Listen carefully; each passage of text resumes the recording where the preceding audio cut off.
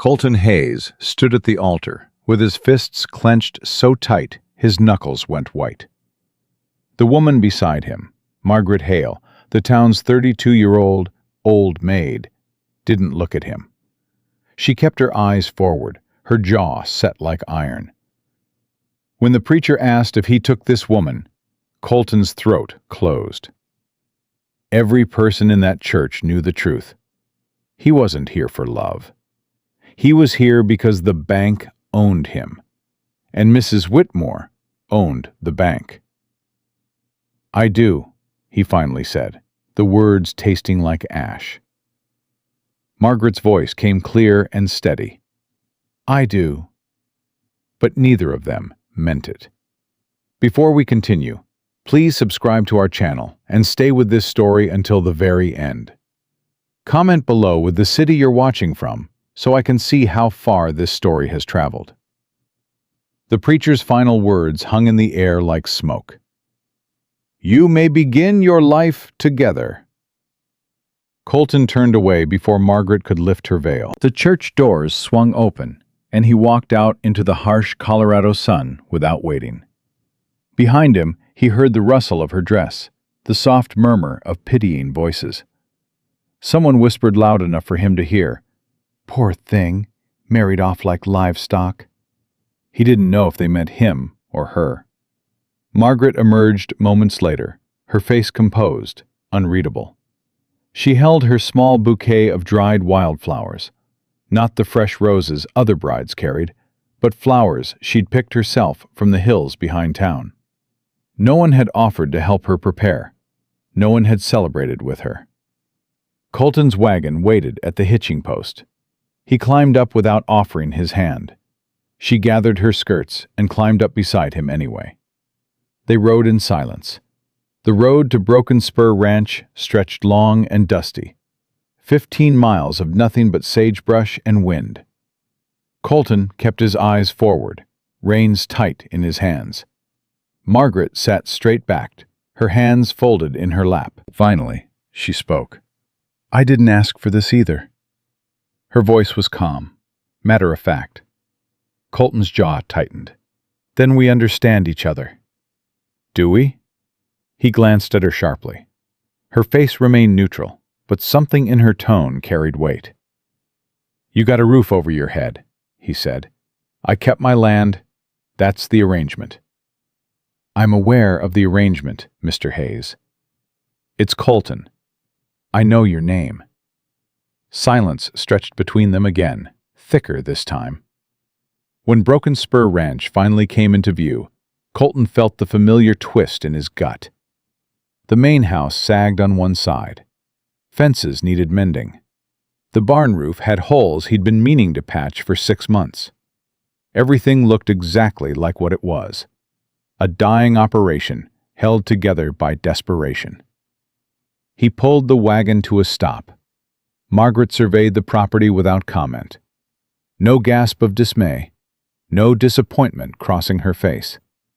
She simply looked, taking it all in with those steady gray eyes. "Well," Colton said, defensive, "not what you expected?" "I didn't have expectations." "Your aunt made it sound—" "My aunt," Margaret interrupted quietly, "made many things sound different than they were." She climbed down from the wagon before he could respond. Her single trunk sat in the wagon bed, everything she owned packed into one wooden box. Colton lifted it down, surprised by its weight. "Books," Margaret said, answering his unspoken question. "And tools." "Tools?" "Sewing tools, accounting ledgers, things I'll need."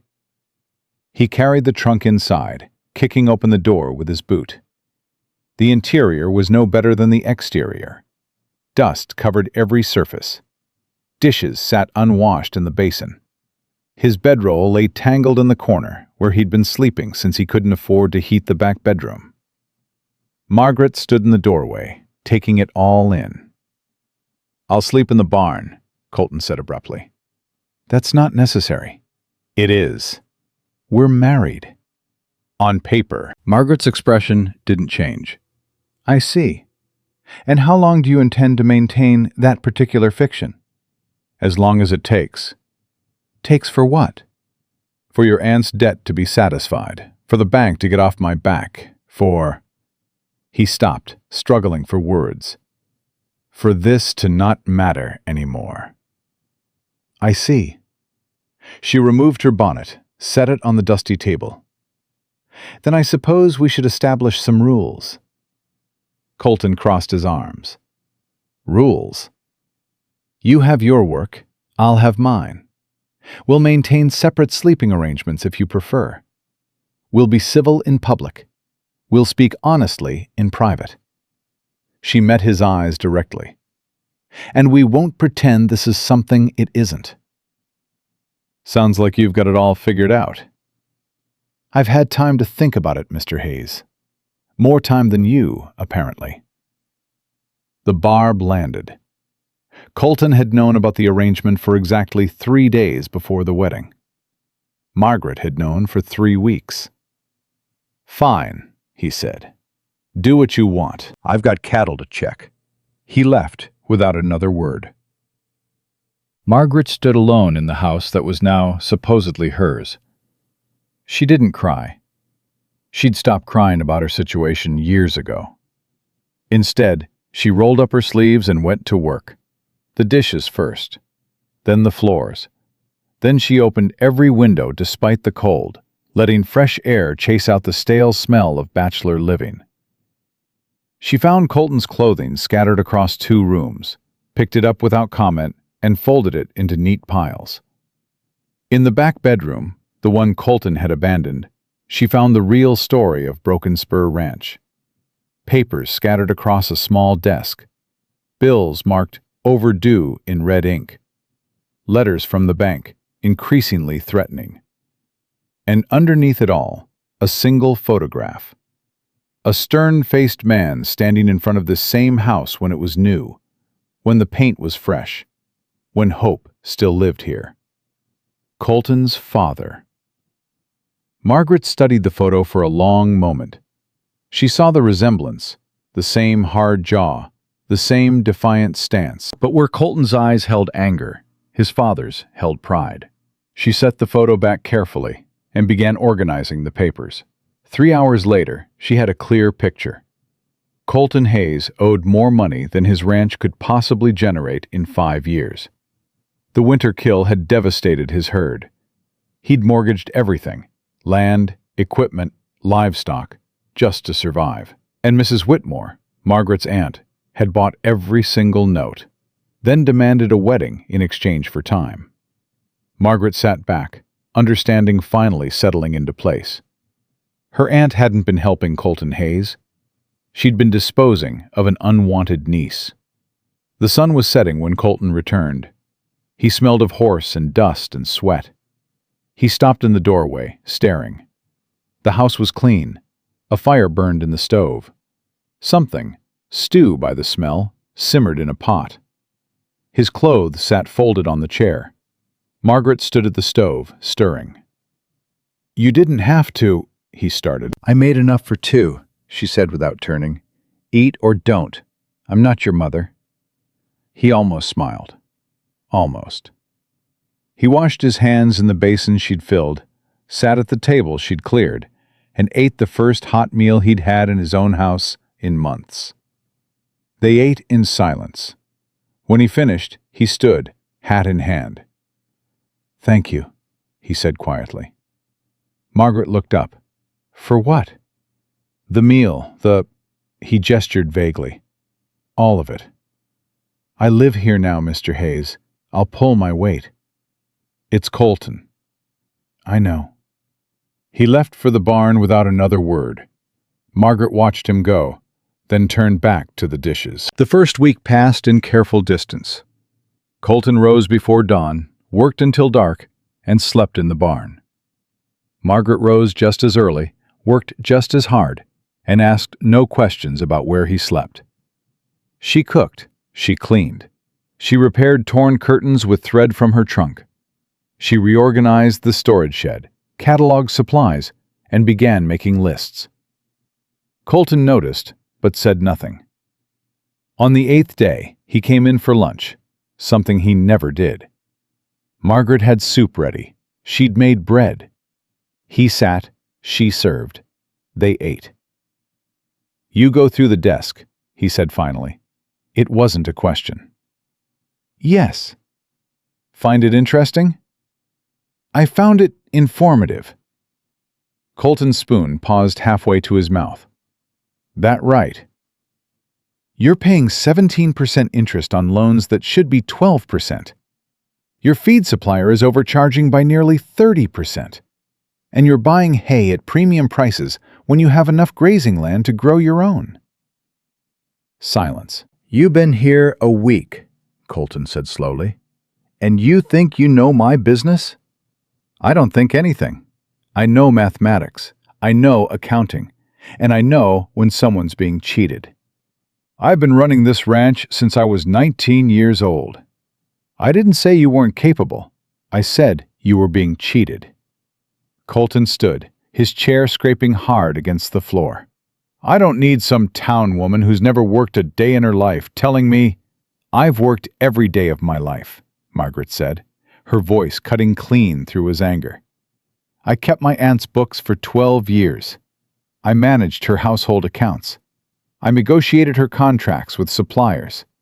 And before that, I taught school for 6 years until the town decided a single woman over 25 was too concerning to teach their children." She stood now too, meeting his eyes across the table. "You want to fail?" she continued. "Then ignore me. Keep paying inflated prices. Keep accepting unfair terms. Watch this ranch your father built crumble into dust while you're too proud to accept help from someone who actually understands numbers. You don't understand. I understand pride, Mr. Hayes. I understand it very well." Her voice dropped, quieter but harder. "Pride kept me unmarried until my aunt decided I was an embarrassment. Pride is what's costing you this ranch. So you decide. Do you want to keep your pride? Or do you want to keep your land?" She picked up her shawl. "I'm going to walk to town," she said. "I need to visit the feed supplier. You can come with me, or you can stay here and continue doing things the way you've always done them." She walked out. Colton stood in the empty kitchen, his hands shaking. No one had spoken to him like that in years. No one had dared. He looked at the papers still spread on the desk, at the numbers Margaret had written in neat columns, at the evidence of everything he'd been too stubborn or too exhausted to see. Then he grabbed his hat and followed her. So they walked into town side by side, not speaking. The feed store sat on Main Street, run by a man named Dalton, who'd been overcharging Colton for 3 years. Margaret walked in first. "Mrs. Hayes," Dalton said, his smile practiced and false. "Pleasure to meet you. Your husband's been a valued customer." "Has he?" Margaret's tone was pleasant, neutral. "Then I'm sure you'll be happy to discuss his account." Dalton's smile flickered. "His account?" "Yes, I'd like to review his purchase history, the quantities, the prices, the terms." "Now, ma'am, that's not really necessary," Margaret finished. "I disagree. You see, Mr. Dalton, I've been reviewing my husband's finances, and I've noticed some interesting discrepancies." Colton watched from near the door, saying nothing. Dalton's face reddened. "I run an honest business, Mrs. Hayes." "I'm certain you do. So you won't mind showing me your price list, the one you use for all customers, not just my husband." "I don't have to." "Of course you don't." Margaret's voice remained calm. "But I wonder what the other ranchers would think if they knew you were charging the Hayes Ranch 30% more than you charged them. I wonder what they'd think about that honesty you mentioned." Silence fell heavy in the store. Another customer, old Jim Peterson from the neighboring ranch, stood near the hardware section, listening. Dalton noticed him too.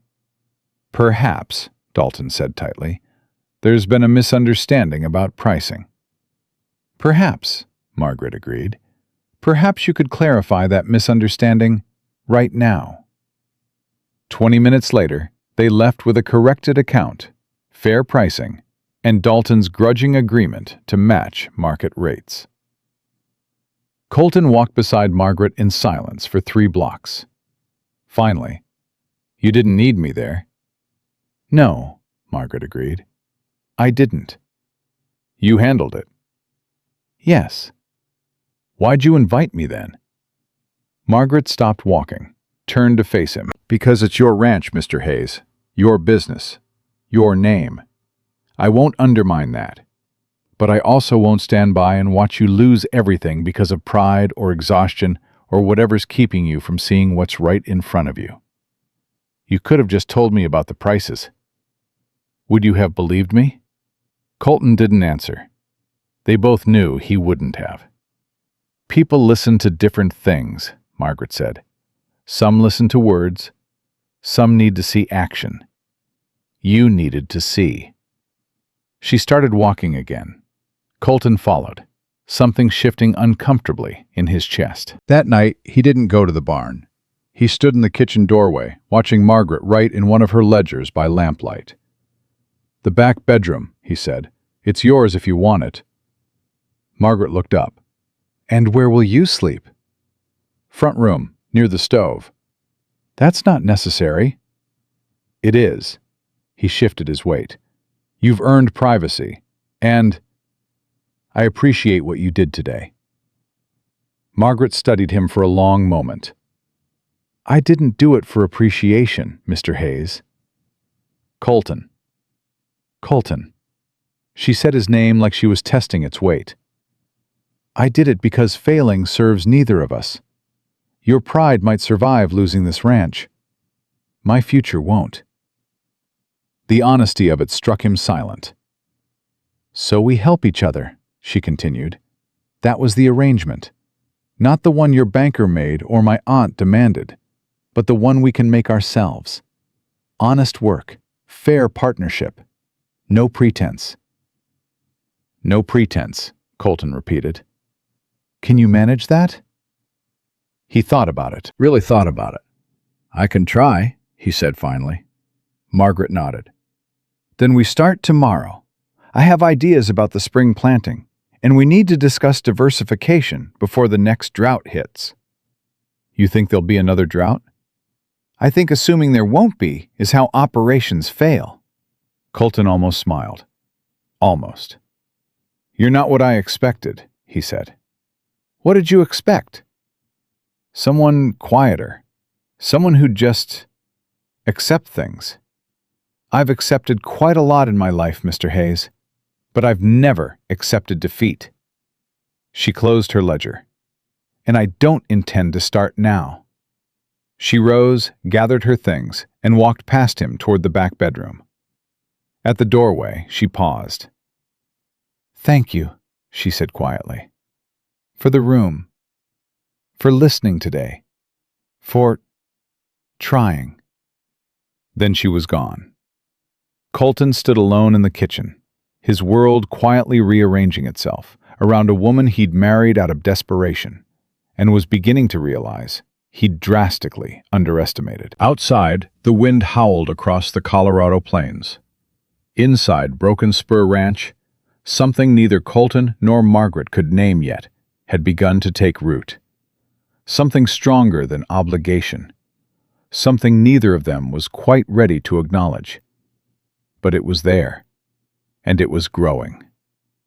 The first snow came early that year. Colton woke to find Margaret already outside, checking the livestock shelters. She'd wrapped herself in his old coat, the one he'd left hanging by the door, and was moving between the pens with purpose. He pulled on his boots and joined her. "North wind's picking up," she said without preamble. "We need to move the pregnant heifers closer to the barn." "They're fine where they are." "They're exposed. If this turns into a real storm—" "I've been through 100 storms. They're fine." Margaret stopped, turned to face him. "How many pregnant heifers did you lose last winter?" The question hit like a fist. "That was different," Colton said tightly. "How?" "The whole herd was weak. Feed was short. Everything was—" "And this year?" Is feed short this year? It wasn't. Margaret had negotiated better prices, insisted they stock up early. No, he admitted. Then move them. Or don't. But when you lose calves because you were too stubborn to listen, don't pretend it was the weather's fault. She walked back toward the house. Colton stood in the pre-dawn cold, jaw clenched, knowing she was right and hating it. He moved the heifers. The storm hit 3 hours later. Hard and fast, the kind of early-season blow that caught ranchers off guard. Colton worked through it, securing fences, checking water troughs, making sure nothing would freeze or collapse. When he finally came inside, Margaret had coffee ready, hot and strong. "The heifers?" she asked. "Safe. Barn's holding." She nodded, returned to the stove where something simmered. Colton sat, wrapping his frozen hands around the coffee mug. "You grew up in town." "Yes. How do you know about livestock management?"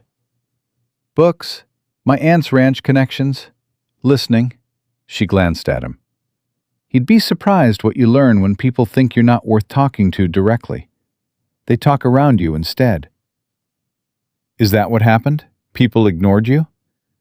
"Not ignored. Dismissed." She set a bowl in front of him. "There's a difference. Ignored means invisible. Dismissed means visible, but valueless." Colton ate in silence, processing that. "Which is worse?" he asked finally. "I don't know. Which would you prefer?" He thought about it. About being the man whose father built a legacy he couldn't maintain. About being the rancher everyone knew was failing. About being visible in his failure every single day. "Invisible," he said quietly. "Liar," Margaret said, but her voice wasn't cruel. "You'd hate being invisible. Your pride wouldn't survive it." She was right. Again.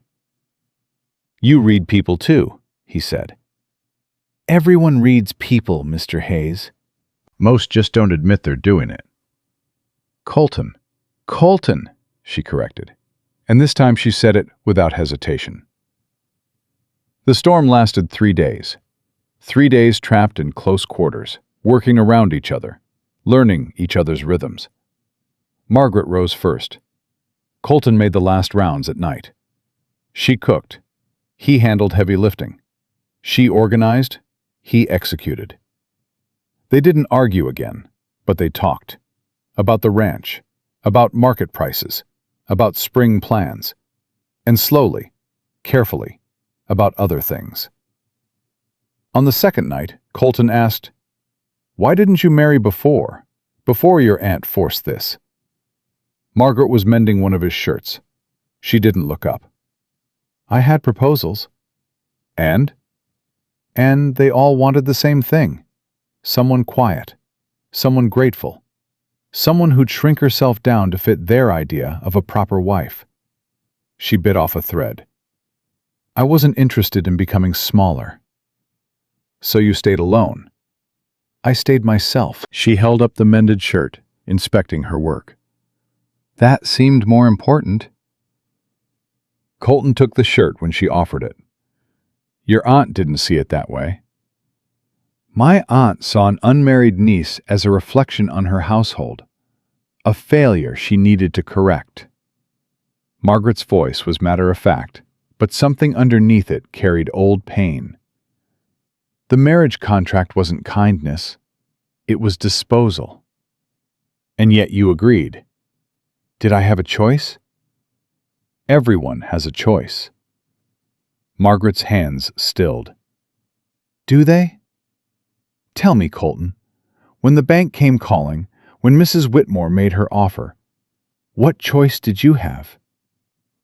He didn't answer. "Exactly," she said. "We both chose survival. We can at least be honest about that." On the third day, the storm broke. Colton went out to assess damage. Margaret came with him. 3 fences down. 1 shed collapsed. But the pregnant heifers were safe. huddled in the barn exactly where Margaret had insisted they go. "We'll need lumber," Colton said, surveying the wreckage. "We'll need credit," Margaret corrected.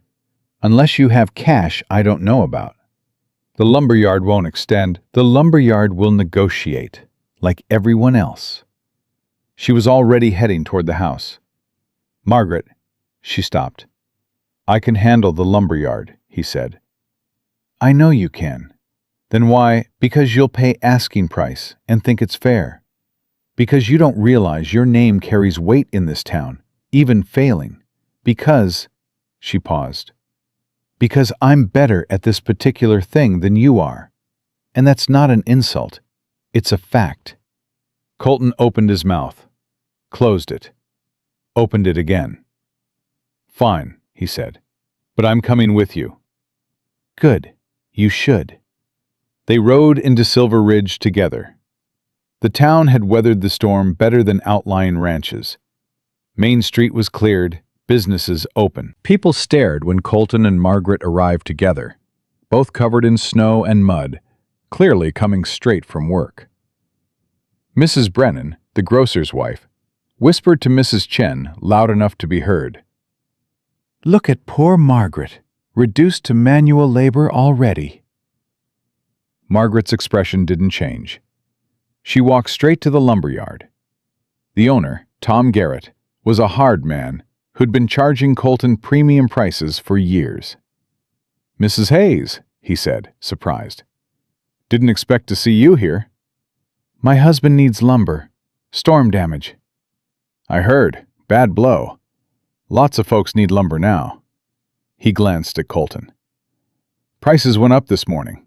Supply and demand." "How much up?" Margaret asked. Garrett named a figure 30% higher than normal. "That's not supply and demand," Margaret said calmly. "That's profiteering." Garrett's face hardened. "Now listen here." "No, you listen." Margaret's voice didn't rise, but it cut through. "My husband has been a customer of yours for years. He's paid every bill on time, even when it hurt. Even when you charged him more than you charged others. We both know that's true." Garrett shifted uncomfortably. "So here's what's going to happen," Margaret continued. "You're going to sell us lumber at standard rates, not inflated storm prices, not the premium you've been charging, standard rates, and we're going to pay cash today."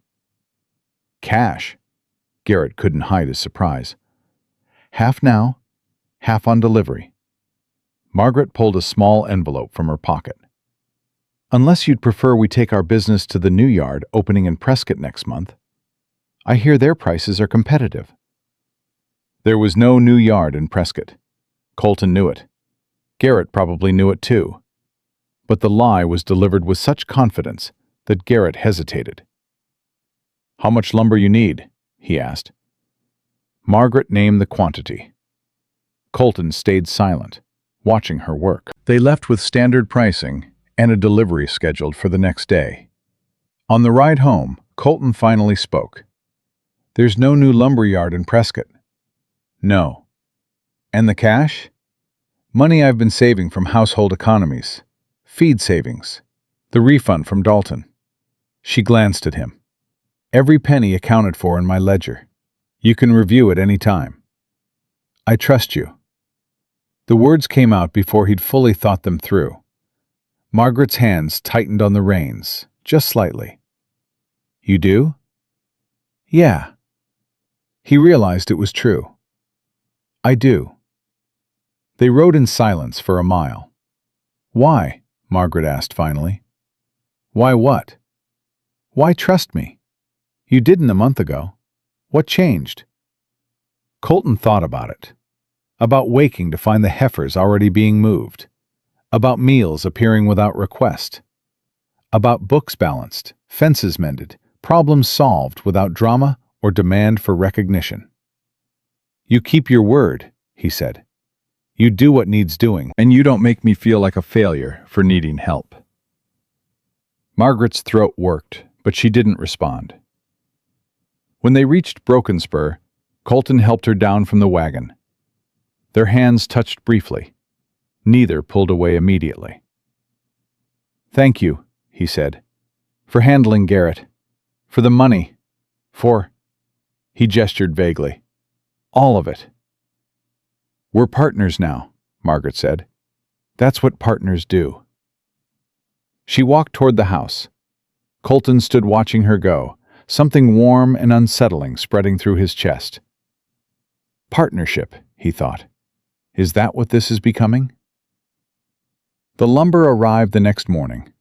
Colton and Margaret spent 4 days rebuilding fences together. She held boards, he hammered. She suggested reinforcement patterns from an engineering manual she'd read. He implemented them. They worked in sync, learning each other's movements, anticipating needs. On the 4th day, old Jim Peterson rode past, checking his own boundaries. "Hayes!" he called out. "Heard you weathered the storm well." "Well enough." Jim's eyes moved to Margaret, working alongside Colton without hesitation. "Your wife know which end of a hammer to hold?" "Better than I know which end of a ledger to read," Colton said evenly. Jim laughed. "Fair enough. My Esther says your Mrs. Hayes made Garrett eat humble pie at the lumberyard. True?" "She negotiated fairly." "That what they call it now?" Jim grinned. "Town's buzzing. Some of the women are scandalized. Others are taking notes." After Jim left, Margaret said quietly, "People are talking." "Let them talk." "It bothers you." No, Colton realized it was true. Not anymore. Spring came cautiously, testing the ground before committing. Margaret presented her diversification plan over breakfast one morning. She'd drawn diagrams, calculated costs, projected revenues. "Sheep," Colton said flatly. "Sheep," Margaret confirmed. "Not replacing cattle, supplementing. Different grazing patterns, different market, insurance against drought." "I'm a cattle rancher." "You're a rancher. The cattle part is negotiable if it means survival." "My father isn't here." Margaret's voice was gentle but firm. "And he can't tell you what he'd do facing drought and changing markets. But I can tell you what the numbers say. Sheep make sense." Colton stared at the papers, his jaw working. "How much?" he asked, finally. "Initial investment? About half of what we saved from the storm repairs and feed negotiations." "And if it fails?" "Then we lose half our savings, but keep the cattle operation intact. Calculated risk." She met his eyes. "But if it succeeds, we stabilize income for the next 5 years. Minimum." He was silent for a long time. "You really think it'll work?" "I think refusing to adapt is how operations die. I think your father built this ranch by taking smart risks. And I think continuing his legacy means being as bold as he was." Something in Colton's chest cracked open. No one had framed it like that before. Not as abandoning his father's work, but as honoring it. "All right," he said. "We try sheep." Margaret's eyes widened fractionally. "You're agreeing? Don't sound so surprised. It's a good plan." "You haven't agreed to any of my plans without arguing first." "Maybe I'm learning." A smile ghosted across Margaret's face. Brief, but genuine. "Maybe you are." They bought 20 breeding ewes from a rancher 2 counties over. The man was retiring, selling off stock.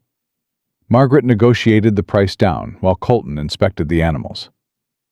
"Your wife's a sharp one," the rancher told Colton. "She is.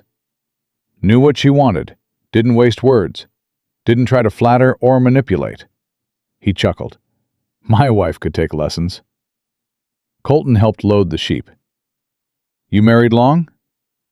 34 years. "Happy?" The old rancher thought about it. "Didn't start that way. Arranged marriage, like yours apparently. Took us years to figure each other out." He tied down the last sheep. "But we got there eventually. Found out we made better partners than we ever would have made strangers. On the ride home, Colton thought about those words. Partners. That's what he and Margaret were becoming. What they'd been building without naming it. The sheep integrated into Broken Spur better than expected. Margaret had researched extensively. She knew their grazing patterns, their needs, their market value. Within 6 weeks, they had their first wool sale. Small, but profitable. Colton counted the money 3 times, not quite believing it. "It's real," Margaret said, watching him. "I know." "We just expanded our revenue stream." "I know." "So why do you look worried?" Colton set the money down. "Because it's working. Everything you've suggested, everything you've changed, it's all working. And that concerns you? It makes me realize how badly I was failing before you came." He met her eyes. "How close I came to losing everything." Margaret was quiet for a moment. "You weren't failing. You were drowning. There's a difference." "Is there?" "Yes. Failing is giving up. Drowning is fighting and going under anyway."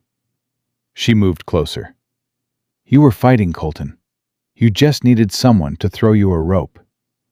"And you were the rope?" "I needed one too." Her voice softened. "We're both drowning, remember? Just in different ways." The truth of it settled between them. "Well," Colton said finally, "seems like we're both breathing easier now." "For now." "You think it won't last?" "I think we can't get comfortable. Success requires maintenance, constant attention." She turned back to her ledgers. "The moment we stop paying attention is the moment we start sliding backward." She was right. They worked harder. Colton handled the physical labor. Margaret handled finances, negotiations, planning. They met every morning over coffee to discuss the day. Every evening to review progress. The conversations started extending, from business into personal territory. Colton told her about his father, about the pressure of inheriting a legacy at 19, about watching cattle die slowly over that brutal winter and feeling helpless. Margaret told him about teaching, about the joy of seeing children learn, about the town council meeting where they declared her unsuitable because she turned 30 without marrying. "They said I was setting a bad example," she said, her voice bitter. "Teaching girls they could wait, could choose, could have standards." "You were setting a good example." "Not according to Silver Ridge." Silver Ridge is full of people too scared to admit their own lives didn't turn out like they planned. Colton surprised himself with a vehemence in his voice. "They weren't criticizing you. They were protecting themselves from the idea that there might be another way." Margaret looked at him for a long moment. "That's surprisingly insightful. I have my moments. Apparently." That night, Colton didn't go to his bedroll near the stove. He stood outside Margaret's door, hand raised to knock, unsure why. Finally, he lowered his hand and walked away. But something had shifted. 3 months into their marriage, Broken Spur Ranch turned its first real profit in 2 years. Not huge, but undeniable. Margaret showed Colton the numbers, her voice steady but her hands shaking slightly. "We're in the black," she said. Colton stared at the ledger. "How much?" She named the figure. It wasn't a fortune, but it was breathing room. It was hope. "We did it," he said. "You did it. I just helped organize." "No." He looked at her directly. "We did it. Together. Don't diminish your part." Margaret's eyes shone, but she blinked hard. "What do we do now?" "Now?" Colton felt something like a smile forming. "Now we prove it wasn't luck." The town noticed the changes at Broken Spur. Noticed the repaired fences, the new livestock, the fact that Colton Hayes was actually smiling occasionally. Some people were happy for them. Others weren't. At the general store, Colton overheard 2 ranchers talking. Hayes got himself a wife who wears the pants, I hear. Yeah, making all his decisions now. Poor bastard. Colton turned, ready to confront them, but Margaret's hand on his arm stopped him. Let it go, she said quietly. They're disrespecting you. They're disrespecting both of us, and responding proves we care what they think. I do care. Why? She met his eyes. Your ranch is profitable. Your cattle are healthy. Your future is stable. What do their opinions matter? He wanted to argue, but he couldn't. She was right. Again. They left the store without acknowledging the gossip. But that night, Colton couldn't let it go. Does it bother you? He asked over dinner. What people say? It used to, Margaret set down her fork. When I was younger, I cared desperately what everyone thought. I tried to be what they wanted. Quieter, softer, more acceptable. She paused. It didn't work. They still found reasons to criticize, so I stopped trying. And now? Now I know my own worth, whether they see it or not. She looked at him. Do you know yours? The question hit harder than expected. I thought I did, Colton admitted. I thought it was tied to this ranch, to living up to my father's legacy, to being strong enough to handle everything alone. And now? Now I think maybe worth isn't about handling everything alone. Maybe it's about knowing when to accept help, when to trust someone else's strength. He hesitated. When to be partners instead of just surviving separately. Margaret's breath caught, just slightly. Is that what we are? She asked softly. Partners? Colton thought about the months since their wedding, about the work they'd done, the trust they'd built, the way her presence had transformed not just his ranch, but something deeper he couldn't quite name. Yeah, he said, I think we are. The words hung in the air between them, heavy with meaning neither was quite ready to fully explore. But they were there, and they were true. Outside, spring stars blazed across the Colorado sky. Inside Broken Spur Ranch, two people who'd married as strangers continued becoming something neither had expected. Something that might actually last.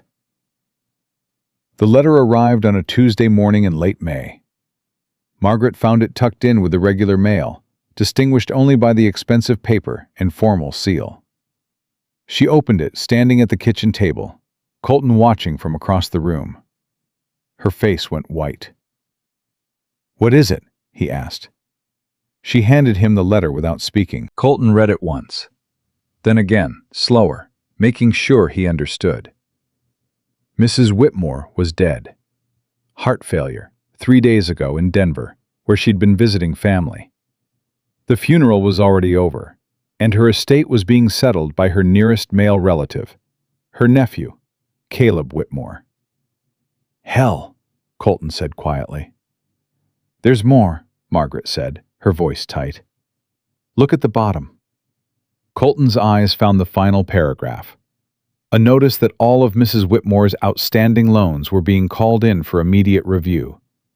Borrowers should expect contact from the estate's representative within 30 days. This is bad, Colton said. It's worse than bad, Margaret sat down heavily. Caleb Whitmore is... She stopped, searching for words. He's everything my aunt pretended not to be. Greedy, vindictive. He always resented that she controlled the family money instead of him. You know him? I met him twice. Both times he made it clear he thought unmarried women shouldn't inherit property. That my aunt was foolish for managing her own affairs. Margaret's hands trembled slightly. And now he controls everything she built. Colton set the letter down. We've been paying on time, every month. He can't just... He can do whatever he wants. He owns the paper. Margaret stood, began pacing. And if he decides the marriage contract isn't valid, if he claims my aunt exceeded her authority in making that arrangement, Then the original loan terms stand, Colton finished. Full payment due immediately. They looked at each other, the weight of it settling between them. "How much do we owe?" Margaret asked quietly. Colton told her. Even with their profits, even with all their improvements, it wasn't enough. Not even close. "We have 30 days, Margaret said. Maybe we can negotiate. Show him the ranch is profitable now, that we're good for the payments." "You said he's vindictive." Yes. "Then he's not coming to negotiate." Colton felt old anger rising. "He's coming to take what he thinks he's owed." Margaret stopped pacing. "Then we prepare. We document everything, every payment, every improvement, every—" A knock at the door interrupted her. They both froze. Colton opened it to find a man in an expensive suit standing on his porch. Thin face, calculating eyes, a smile that didn't reach anywhere genuine. "Mr. Hayes," the man said, "I'm Caleb Whitmore. I believe you received my letter?" Colton's jaw tightened. "We did." "Excellent. Then you know why I'm here." Caleb's eyes moved past Colton to Margaret. "Hello, cousin. My condolences on Aunt Beatrice's passing." "Mr. Whitmore," Margaret said, her voice carefully neutral. "May I come in?" Caleb didn't wait for an answer, stepping past Colton into the house. He surveyed the interior with barely concealed disdain. "So this is what Aunt Beatrice's charity bought. Interesting." "This is my home," Colton said, "and you weren't invited inside." "Your home?" Caleb pulled papers from his jacket. "According to these documents, this property is collateral on a loan my late aunt made, a loan that's considerably overdue." "We've been paying monthly," Margaret said. "Every payment on time. I have records." "Monthly payments on a loan that was originally due in full 18 months ago." Caleb spread the papers on the table. "My aunt, in her misguided kindness, extended terms, created this arrangement." His eyes flicked to Margaret. "A marriage contract designed to give you time to repay. But that contract was never properly authorized." "It was signed by your aunt," Margaret said. "My aunt didn't have the authority to modify loan terms without board approval. The Whitmore Trust has multiple stakeholders. She acted unilaterally." Caleb's smile sharpened. "Which means the extension is void. The original terms stand. Full payment due immediately." Colton stepped forward. "You can't just—" "I can, and I am." Caleb gathered his papers. "You have 30 days to arrange payment. If you can't, and I suspect you can't, the property will be foreclosed and sold at auction. I've already identified interested buyers." "This is my family's land," Colton said, his voice dangerous. "This is collateral on a defaulted loan." Caleb moved toward the door. 30 days, Mr. Hayes. I suggest you use them wisely." He left. Colton stood frozen, his hands clenched into fists. Margaret crossed to the table, picked up the papers Caleb had left. She read through them quickly, her expression growing darker. "He's right," she said finally. "Legally, he's right. My aunt should have gotten board approval. She didn't, which means—" "We're finished," Colton said flatly. "No, it means we need to find another way." "There is no other way. You've seen the numbers. We can't raise that kind of money in 30 days. "Then we fight the terms. We find a lawyer. We challenge." "With what?" Colton's voice rose. "We've got enough to keep operating, not enough to fight the Whitmore Trust in court, not enough to—" He stopped, breathing hard. "It's over, Margaret. We tried. We failed." "You're giving up?" "I'm being realistic." "No," Margaret's voice cut through. "You're being a coward." The word hung between them like a slap. Colton turned slowly. "What did you say?" "You heard me. You're giving up because it's easier than fighting, Because admitting defeat protects your pride better than trying and failing publicly. You don't know what you're talking about. Don't I? I've watched you for months now. Watched you work harder than any man I've ever known. Watched you swallow your pride and accept help. Watched you build something real here. Margaret moved closer. And now, the moment things get truly difficult, you want to surrender? That's not the man I've come to know. The man you've come to know is about to lose everything his father built. Everything he's fought for. Everything we've... His voice cracked. Everything we've built together. Only if you let Caleb win.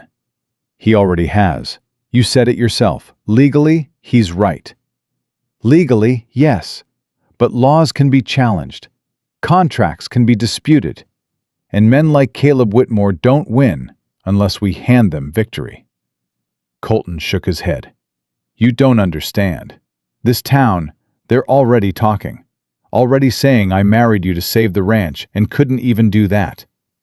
If we fight and lose publicly, if we drag this through courts and still end up with nothing, then at least we fought, Margaret interrupted. At least we didn't surrender without even trying. You think I care about fighting? About pride? Yes, I think you care more about how your failure looks than about actually failing.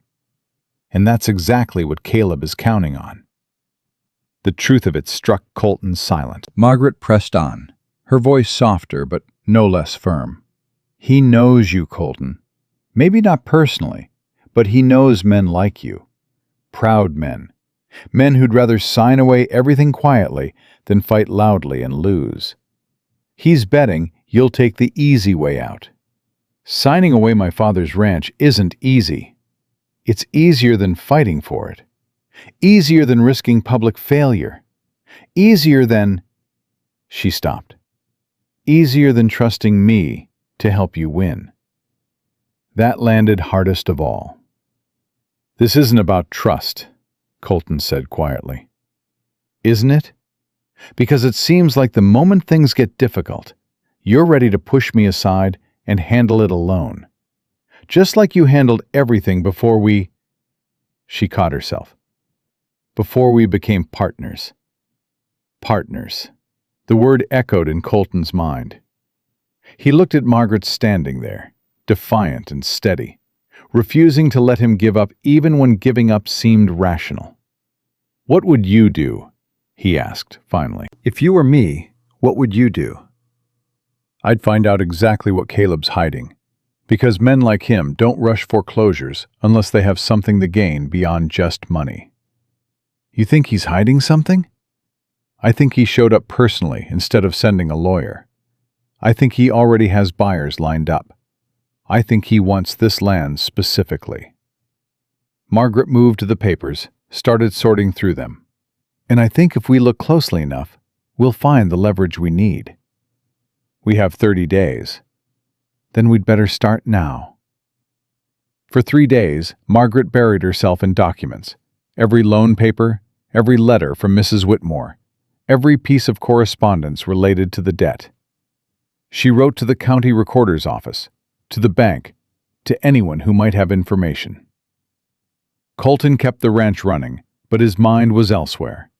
He watched Margaret work, watched her refuse to accept defeat, and felt something shift in his understanding of courage. On the 4th day, she called him inside. "Look at this," she said, pointing to a ledger. Colton squinted at the numbers. "I don't see..." "Here, and here, and here." Margaret's finger traced down the column. "These interest charges, they're calculated wrong." "How wrong?" 23% wrong. Your loan was supposed to be at 12% annual interest. These calculations show nearly 15%. Colton felt his pulse quicken. That's a mistake. It's fraud, and it's been happening since the loan originated. Margaret pulled out more papers. I requested the original loan documents from the county. These charges don't match the terms. Someone's been falsifying the interest for years. Mrs. Whitmore? Maybe. Or maybe someone working for her. Or, Margaret's eyes narrowed. Or maybe Caleb, if he had access to the trust's books before his aunt died. Why would he do that? To inflate the debt, make it impossible to pay, force foreclosure on valuable land. Margaret stood. Colton, if we can prove this, if we can show the town council that the debt is fraudulent, they won't care. The Whitmore Trust runs half this town. Then we make them care. Margaret pulled on her coat. I'm going to town. I'm going to request a formal audit of the loan before the town council. Margaret, wait. No, we're not waiting. We're not hiding. We're fighting. She turned to face him. Are you with me or not? Colton looked at her. Really looked at her. At this woman who'd been forced into marriage, dismissed by her town, called an old maid and worse, who'd taken a failing ranch and turned it profitable, who refused to accept defeat even when defeat seemed certain. I'm with you, he said. They rode into Silver Ridge together. The town council met every Friday in the courthouse. Margaret didn't wait for an official request or proper channels. She walked straight into the meeting room where 5 men sat discussing water rights. Gentlemen, she said, I need to address this council regarding fraud. Mayor Hendricks looked up, startled. Mrs. Hayes, this is a closed... The Whitmore Trust has been defrauding my husband for 3 years. I have evidence. I'm requesting an immediate audit. Silence fell. Councilman Porter cleared his throat. Mrs. Hayes, accusations like that require... Evidence? Margaret set her papers on the table. I have it. Interest calculations that don't match the original loan terms. Inflated charges. Fraudulent bookkeeping. And I'm prepared to present it all publicly, unless this council acts. Now see here, Hendricks said, his face reddening. You can't just burst in and demand... I can. I am. And unless you want the territorial governor asking why Silver Ridge's town council ignored evidence of financial fraud, you'll grant me a hearing. The threat landed. The council members exchanged glances. A formal hearing requires time, Porter said carefully. Witnesses. Proper procedure. Fine, schedule it. But until then, I'm requesting this council issue a stay on any foreclosure proceedings related to Broken Spur Ranch. We don't have authority to... You have authority to investigate fraud. You have authority to protect citizens from predatory lending. Use it. Hendricks stood. Mrs. Hayes, I understand you're upset, but... The door opened. Caleb Whitmore walked in. Ah, he said smoothly. I thought I heard my family's name being slandered. Margaret didn't flinch. Not slandered. Investigated. There's a difference. Is there? Caleb moved to the table, glanced at Margaret's papers. I see you've been busy, making accusations, spreading lies about a respected family. I'm presenting facts. If they damage your family's reputation, perhaps your family shouldn't have committed fraud. Caleb's smile hardened. Careful, cousin. Defamation is a serious charge. So is theft. I haven't stolen anything. You've been inflating interest charges for years, deliberately, systematically, creating a debt my husband could never repay, so you could seize land you've wanted since before your aunt died. That's absurd. Is it? Then explain these calculations. Margaret pushed the papers toward the council. Explain why the interest charged doesn't match the contractual terms. Explain why my husband owes 50% more than the original loan documents stipulate. Caleb barely glanced at the papers. Accounting errors, easily explained. Then explain them, under oath, before this council. For the first time, Caleb's composure cracked, just slightly. I don't have to explain anything to you. No, but you'll explain it to them. Margaret gestured to the council. Or you'll explain it to a territorial judge. Your choice. Caleb's eyes narrowed. You're making a mistake. Am I? Because from where I stand, you're the one who rushed to foreclosure before anyone could examine the books too closely. You're the one who showed up personally instead of using proper legal channels. You're the one who seems awfully nervous about a simple audit. I'm not nervous. Then agree to the investigation. Clear your family's name. Prove me wrong. The challenge hung in the air. The council members watched, uncertain. Caleb looked at Margaret with open hatred now. You don't know what you're doing. I know exactly what I'm doing. I'm protecting my home, my husband, my future. Margaret's voice stayed level. And I'm not backing down. You'll regret this. Possibly, but I'll regret it fighting, not surrendering. Caleb turned to the council. Gentlemen, I hope you won't let yourselves be manipulated by a desperate woman making wild accusations. I hope you won't let yourselves be intimidated by a wealthy man trying to silence legitimate questions, Margaret countered. Mayor Hendricks cleared his throat. Mr. Whitmore, Mrs. Hayes has raised concerns that warrant investigation. I'm granting a 14-day stay on the foreclosure, pending an audit of the loan terms. You can't. I can, and I am. Hendricks's voice firmed. This council takes fraud seriously, regardless of who's accused. The audit will proceed. Caleb's face went dark with rage. This isn't over. No, Margaret agreed. It's not. But the next move is yours, Mr. Whitmore. Make it carefully. Caleb stormed out. Margaret stood very still, her hands shaking now that it was over. That was quite a performance, Mrs. Hayes, Porter said quietly. It wasn't a performance. It was the truth. Even so, you've made a powerful enemy. I already had one. Now at least he knows I won't be intimidated. She gathered her papers and walked out. Colton was waiting outside. He'd heard everything through the thin walls. You were right, he said as they walked toward the wagon. About? Me being a coward. I would have signed the papers, given up, let him win. Colton stopped, turned to face her. You're braver than I am. I'm not brave. I'm desperate. There's a difference. No. You stood up to Caleb Whitmore in front of the whole council. You threatened him. You challenged him. That's bravery. Margaret's eyes shone. I was terrified. I know. That's what makes it brave. They stood there on the street, people passing around them, neither quite sure what to say.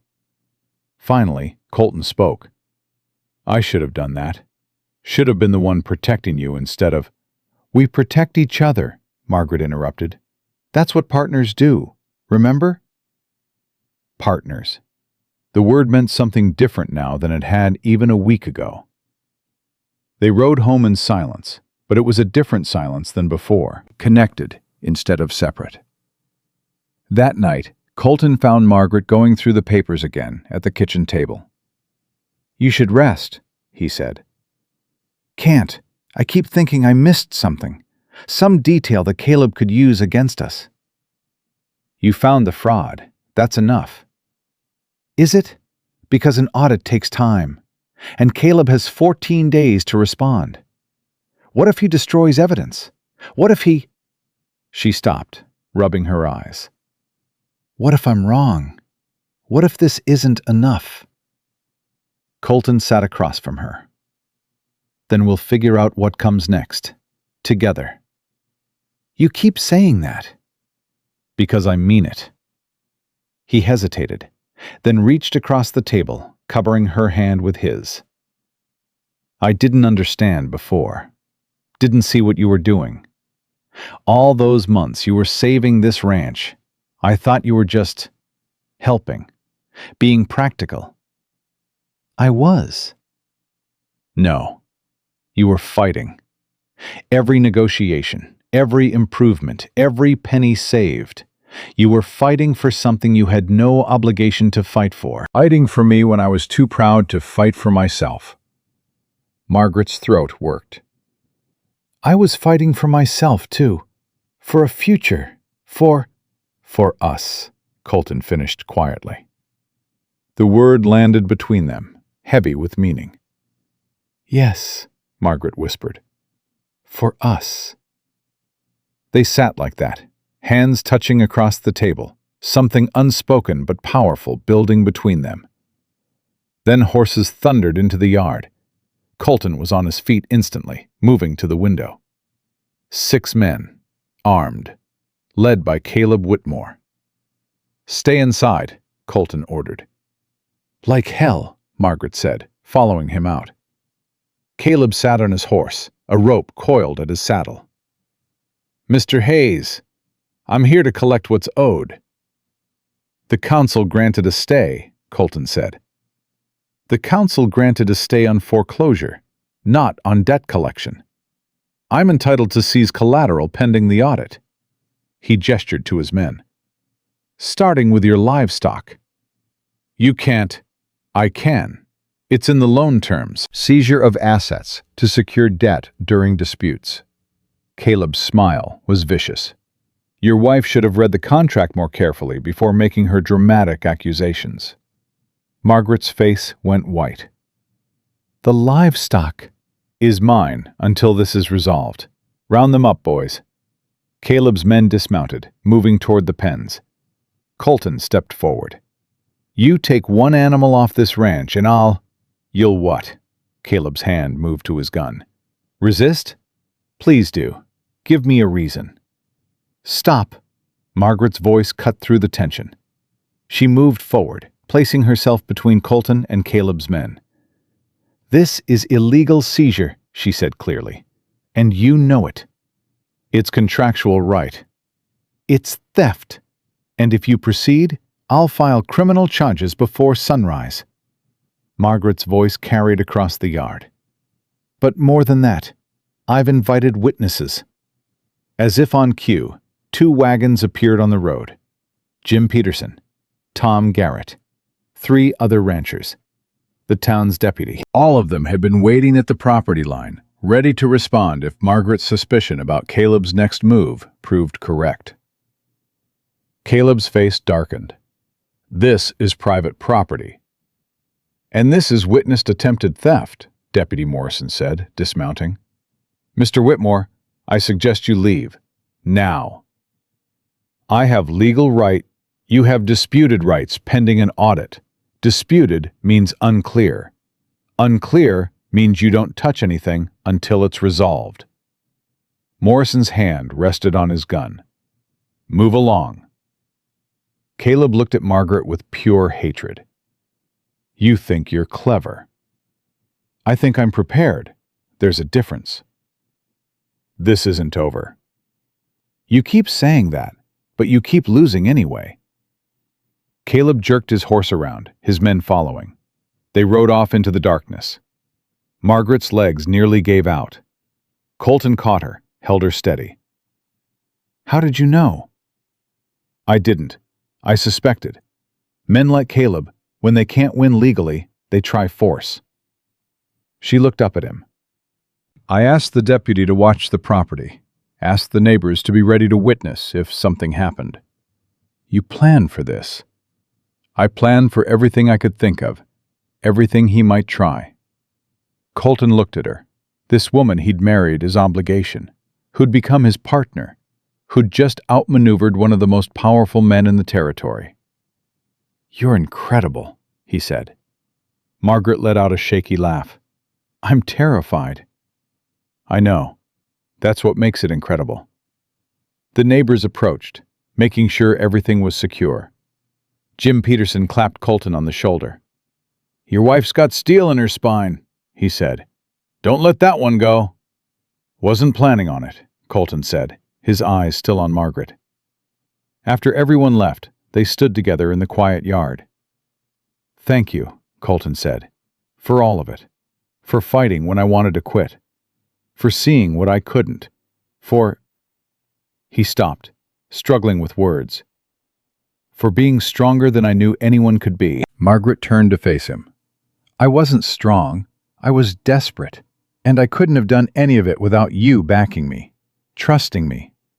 I should have trusted you sooner. You trust me now. That's what matters."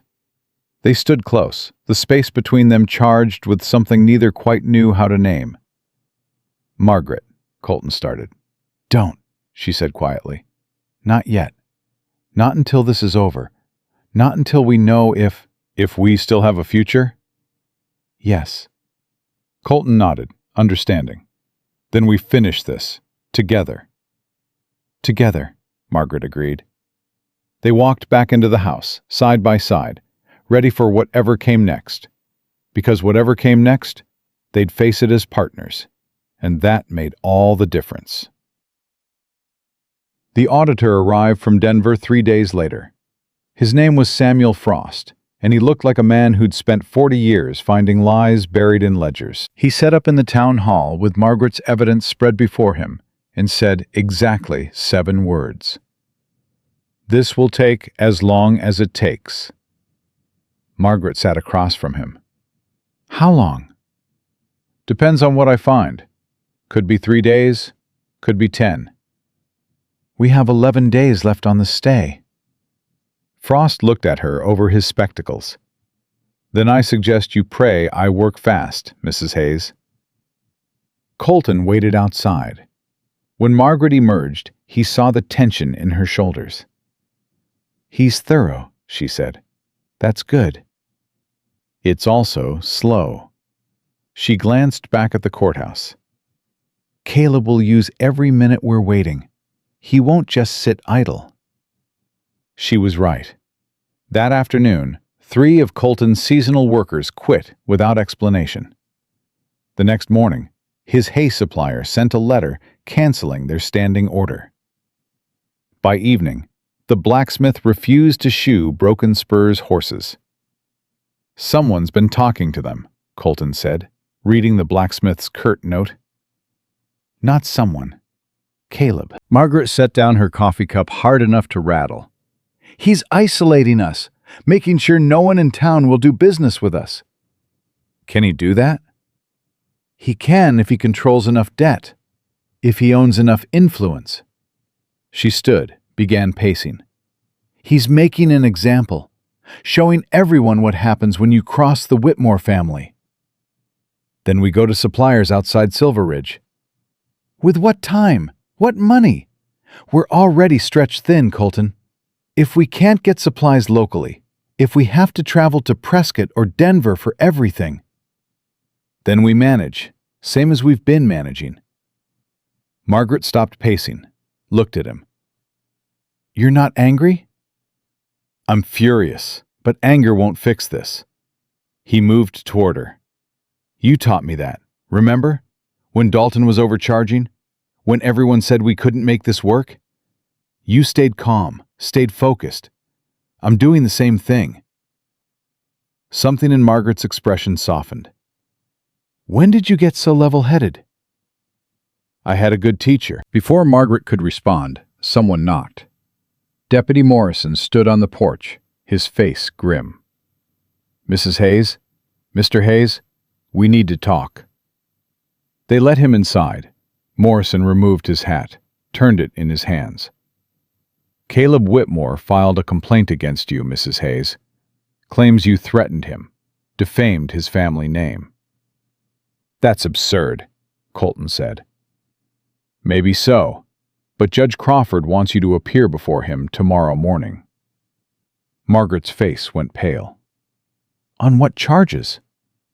"Slander, disturbing the peace, making false accusations against a prominent citizen." Morrison's voice was apologetic. "It's all legal smoke, Mrs. Hayes. Everyone knows it.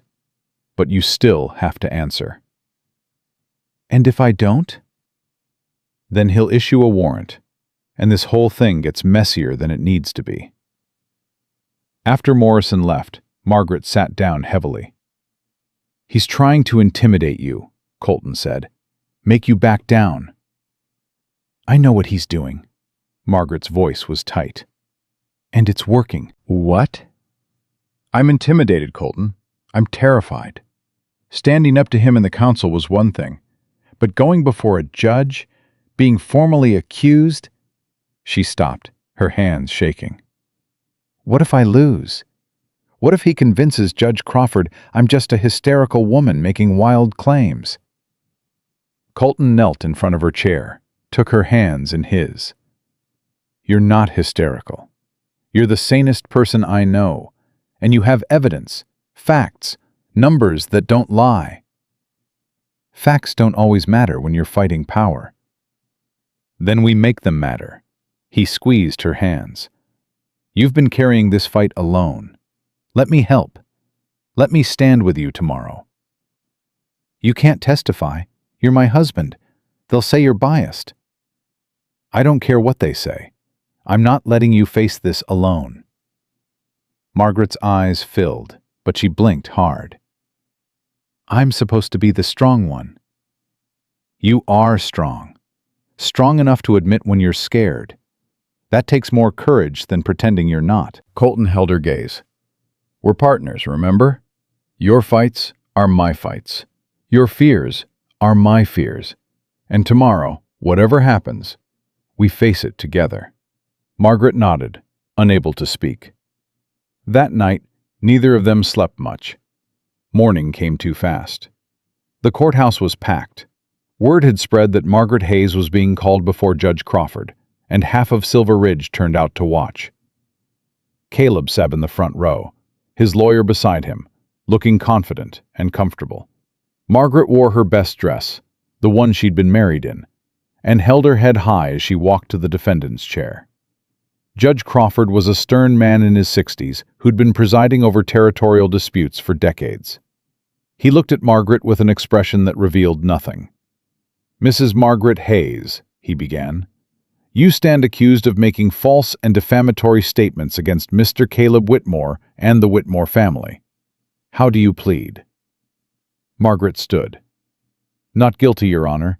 Mr. Whitmore's attorney claims you publicly accused his client of fraud without evidence, that you damaged the Whitmore reputation through deliberate falsehood. What do you say to that? I say I made no false statements. Every claim I made before the town council was supported by documented evidence. Evidence currently under audit by Samuel Frost. Caleb's lawyer stood. Your Honor, an audit proves nothing except that Mrs. Hayes convinced the council to waste time on baseless accusations. The Whitmore Trust's records are impeccable. Always have been. Then you won't mind the audit findings, Margaret said. The audit is irrelevant to these proceedings, the lawyer continued. This case concerns defamation, character assassination. Mrs. Hayes publicly claimed my client committed fraud. That's slander, regardless of any alleged evidence. Judge Crawford looked at Margaret. Did you publicly accuse Mr. Whitmore of fraud? I publicly presented evidence of fraudulent interest calculations and requested an investigation. That's not slander. That's civic responsibility. Convenient semantics, Caleb's lawyer said. The damage to my client's reputation is real. His family's standing in this community has been... The courthouse door opened. Samuel Frost walked in, carrying a leather document case. Everyone turned. Your Honor, Frost said, I apologize for the interruption, but given the nature of these proceedings, I believe my findings are directly relevant. Judge Crawford frowned. You've completed the audit? Enough of it to reach preliminary conclusions. Conclusions I believe this court should hear before ruling on Mrs. Hayes's character. Caleb half rose from his seat. This is highly irregular. Sit down, Mr. Whitmore, Crawford said sharply. Mr. Frost, approach. Frost walked to the judge's bench, opened his case, and began laying out documents. Margaret's heart hammered so hard she could barely breathe. Colton, sitting in the gallery, leaned forward. Crawford examined the documents in silence for what felt like hours. Finally, he looked up. Mrs. Hayes, he said, stand, please. Margaret stood, her legs weak. Based on Mr. Frost's preliminary findings, It appears your accusations weren't just supported by evidence. They were, in fact, conservative. Crawford's voice hardened. The interest rate discrepancies you identified are only the beginning. Mr. Frost has found systematic manipulation of loan terms, falsified payment records, and deliberate inflation of outstanding debts across multiple accounts managed by the Whitmore Trust. The courtroom erupted in whispers. Caleb's face went white, then red. Crawford slammed his gavel. "Order! I will have order!" He turned to Caleb. "Mr. Whitmore, these findings suggest your family's trust has been engaged in predatory lending practices for at least 5 years." Possibly longer. That's impossible, Caleb stammered. There must be some mistake. The mistake was yours, Crawford said coldly. Bringing these proceedings, drawing attention to records you should have kept buried. He looked at Margaret. "Mrs. Hayes, the charges against you are dismissed, with prejudice, and I'm issuing an injunction against any foreclosure action on Broken Spur Ranch, pending a full criminal investigation into the Whitmore Trust's lending practices." Margaret swayed, barely staying upright. Colton was at her side instantly, steadying her. "Furthermore," Crawford continued, "I'm ordering an immediate freeze on all Whitmore Trust assets until this investigation is complete. Mr. Whitmore, you're not to leave the territory without permission from this court. Do you understand?" Caleb looked like he'd been struck. "Your Honor, you can't." "I can, and I am. This court is adjourned." The gavel struck. People surged forward, everyone talking at once. Margaret felt Colton's arm around her, guiding her through the crowd and out into the sunlight. They made it to the wagon before her legs gave out completely. "We won," she whispered. "We actually won." "You won," Colton corrected. "You stood up to him. You fought when I wanted to quit. You—" Margaret kissed him, quick and impulsive and completely unexpected. When she pulled back, they both looked shocked. "I'm sorry," Margaret said quickly. I shouldn't have." Colton kissed her back. Slower this time. Intentional. When they separated, he touched her face gently. "I've wanted to do that for weeks, maybe months. But I didn't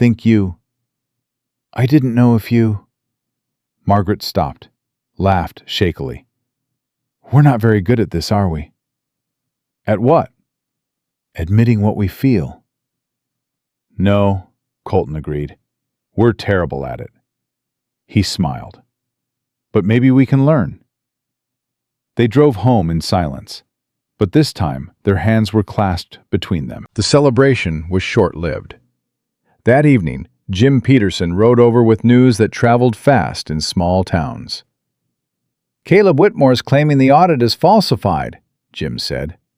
"Says Frost was paid off, that the whole thing is a conspiracy against his family." "That's ridiculous," Margaret said. "Maybe so, but he's got enough friends in high places that people are listening. Judge Crawford's ruling stands, but Caleb's not going quietly."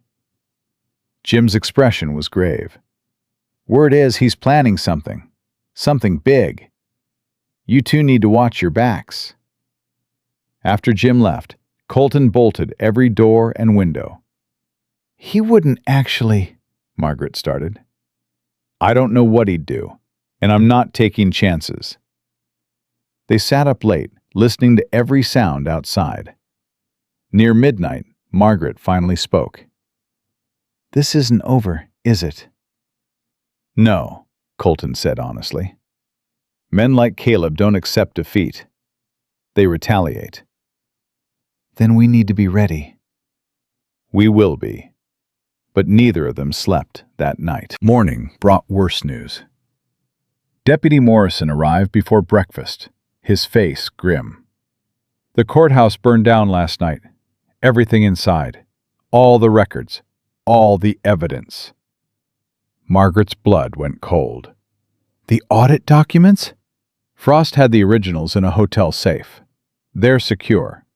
But everything else, loan records, county documents, property deeds, all gone.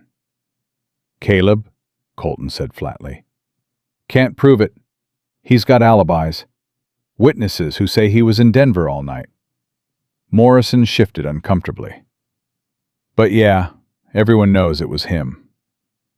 After Morrison left, Margaret sat in stunned silence. He destroyed the evidence, she said finally. Without those records, without the county archives. We still have Frost's audit. One document against a whole system that Caleb controls. One piece of evidence that he'll claim is fabricated. Margaret's voice cracked. He's winning, Colton. He burned it all down, and he's going to win. No. Colton's voice was firm. He's desperate. Desperate men make mistakes. What mistakes? He's covered his tracks, destroyed evidence, created doubt about the audit. Margaret stood, began pacing. And we're running out of time. The stay expires in 6 days. If we can't prove the fraud definitively... A thought struck her mid-sentence. What? Colton asked, seeing her expression change. The bank, Margaret said slowly. Your original loan was through the Territorial Bank, not the Whitmore Trust. They bought your debt later. So? So the bank would have copies of the original loan documents, independent verification of the terms, proof of what you actually owed before the Whitmore Trust started manipulating the numbers. Colton's eyes widened. The bank in Prescott. Exactly. Records Caleb couldn't destroy because they're outside his territory, outside his influence. That's 2 days' travel, each way. Then we leave now. Margaret was already moving, gathering supplies. We ride to Prescott, get those documents, bring them back before the stay expires. Margaret, it's dangerous. The roads are less dangerous than staying here waiting for Caleb's next move. She turned to face him. We need proof he can't destroy. Proof from outside Silver Ridge. This is our chance. Colton looked at her. This woman who refused to accept defeat. Who always found another angle, another solution. All right, he said. We ride together. They left within the hour. The road to Prescott was rough, winding through mountain passes and river crossings. They pushed hard, stopping only when the horses needed rest. On the second morning, as they descended into the valley where Prescott sat, Margaret spoke what they'd both been thinking. What if we're wrong? What if the bank doesn't have the documents? Then we find another way. There might not be another way. Colton reached across, took her hand. There's always another way. You taught me that. Remember? When I wanted to give up, when I thought it was hopeless, you found a way. You always find a way. I'm tired of finding ways, Margaret admitted quietly. I'm tired of fighting, of always being one step ahead of disaster. I know. Do you? Because sometimes I wonder if this is just how life is. Fighting and struggling and barely surviving. Colton pulled his horse to a stop, made Margaret stop too. Look at me, he said. She did. This isn't forever. This moment right here, fighting Caleb, racing against time, desperately trying to save the ranch. This is temporary. It feels like everything, but it's not. It's just what we're going through right now. And after? After, we build something that lasts. Something worth all this fighting. His voice softened. Something we choose together. Not because we have to. Because we want to. Margaret's eyes filled. You mean that? Every word. They rode into Prescott together. The Territorial Bank was a solid brick building on Main Street. Margaret walked in with purpose, Colton beside her. I need to see records on a loan, she told the bank manager. A ranch loan from 5 years ago. The manager, a precise man named Henderson, adjusted his spectacles. We keep records, but accessing them requires authorization from the current loan holder. The Whitmore Trust holds it now, but the loan originated here. I need the original terms, the actual contract my husband signed. Henderson hesitated. Mrs. Hayes, Margaret Hayes, and this is my husband, Colton Hayes. The loan is in his name. I see. Still, bank policy. Your bank policy doesn't protect fraud, does it? Margaret's voice sharpened. Because the Whitmore Trust has been falsifying loan terms, and I need the original documents to prove it. Henderson's expression changed. Falsifying terms? Systematic fraud, multiple accounts. An auditor from Denver has preliminary findings, but we need the original loan documents for definitive proof. Henderson was silent for a long moment. Wait here. He disappeared into the back. Margaret and Colton waited, tension coiling tighter with each passing minute. Finally, Henderson returned, carrying a thick folder. I shouldn't do this, he said quietly. But I've heard rumors about the Whitmore Trust. And if what you're saying is true, he opened the folder.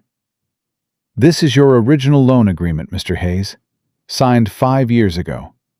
12% interest, standard terms, 30-year repayment schedule. Margaret's hands trembled as she read through the document. There it was, clear as day. 12% interest, not the 15% Caleb had been charging. Can we get a certified copy? She asked. Official bank documentation? Henderson nodded slowly. I'll prepare one. But Mrs. Hayes, be careful. The Whitmore family has a long reach. Not long enough, Margaret said. They rode back to Silver Ridge with the certified documents sealed in oilcloth, protected from weather and damage. As they approached town on the 4th day, smoke rose in the distance. Colton's face went white. That's coming from Broken Spur, Margaret finished. They pushed the horses into a gallop. The ranch house still stood, but the barn was engulfed in flames. Neighbors had formed a bucket line, fighting to keep the fire from spreading. Colton jumped from his horse, ran toward the barn. The animals, he shouted. Already out, Jim Peterson yelled back. Got them all before it spread. Margaret stood frozen, watching everything they'd built burning. Deputy Morrison appeared beside her. This was arson, clear as day. Whoever said it used kerosene. Started in 3 places at once. Caleb, she said numbly. Can't prove it, but yeah. Morrison's jaw was tight. He's making his point. You can fight him in court, but he'll destroy you anyway. Margaret watched the flames consume the barn that had sheltered their livestock through winter. The barn where Colton had slept those first weeks, rather than share the house with her. Where they'd stored the wool from their first sheep sale. All of it. Gone. Colton returned, covered in soot, his face devastated. The hay stores, the equipment, everything we've built is still here, Margaret interrupted, her voice steel. The house stands. The animals are safe. And we have the documents that will end this. She pulled the oilcloth package from her saddlebag, held it up. This is what matters. This is proof Caleb can't burn, can't destroy, can't deny. Her voice rose, carrying across the yard. He can burn our barn. He can threaten us. He can try to break us. But he can't change the truth. Colton looked at her, something like awe in his expression. Tomorrow morning, Margaret continued, we take these documents to Judge Crawford. We finish this. Permanently. He'll try to stop us, Jim said quietly. Let him try. Margaret's eyes blazed. I'm done being afraid. Done retreating. Done letting him think he can intimidate us into silence. She turned to Colton. You asked me once what I would do if I were you. I told you I'd fight. Now I'm asking you. Are you ready to end this? Really end it? Colton looked at the burning barn, at the neighbors who'd come to help, at Margaret standing defiant in the firelight. Yeah, he said. I'm ready. Then tomorrow, we finish what we started. The fire burned through the night. By morning, only blackened timber remained. But Colton and Margaret stood together in front of the ruins, the sealed documents in hand, ready for whatever came next. Because one way or another, this ended today. They rode into Silver Ridge at dawn with half the county behind them. Jim Peterson, Tom Garrett, Deputy Morrison, even old Mrs. Chen from the Mercantile, who'd never taken a side in her life, rode in her son's wagon to witness what came next.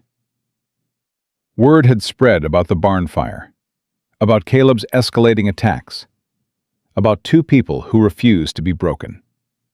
The courthouse steps were crowded by the time they arrived. Caleb Whitmore stood at the top, flanked by two lawyers and a hired gun everyone recognized from Denver.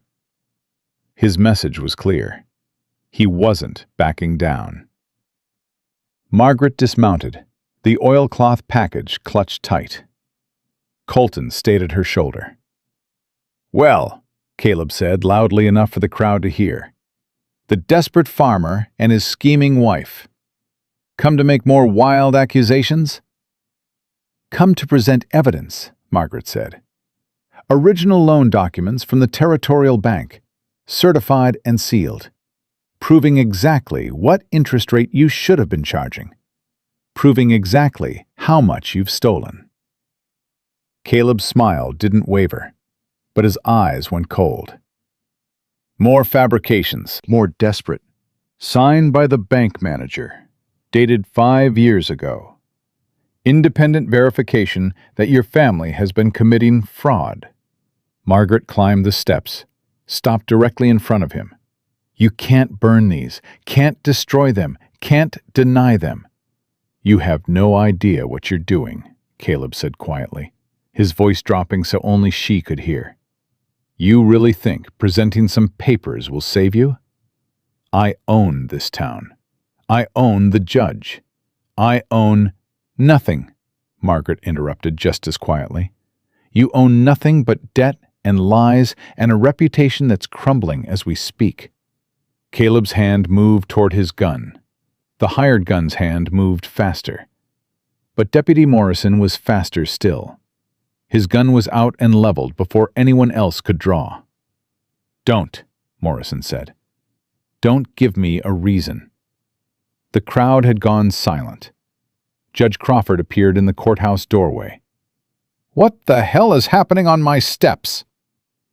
Mr. Whitmore was just explaining his position, Margaret said, never taking her eyes off Caleb. I'm here to present additional evidence in the fraud investigation. Crawford's expression was grim. Inside, now, all of you. The makeshift courtroom filled beyond capacity. People stood along the walls, pressed into every available space. Samuel Frost was already there, his audit documents spread across a table. Margaret handed the sealed package to Judge Crawford. He opened it slowly, examined the documents inside. His face grew darker with each page. Mr. Frost, Crawford said finally, are these consistent with your findings?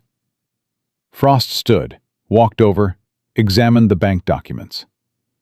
They are, Your Honor. These show the original loan terms were 12% interest, standard repayment schedule.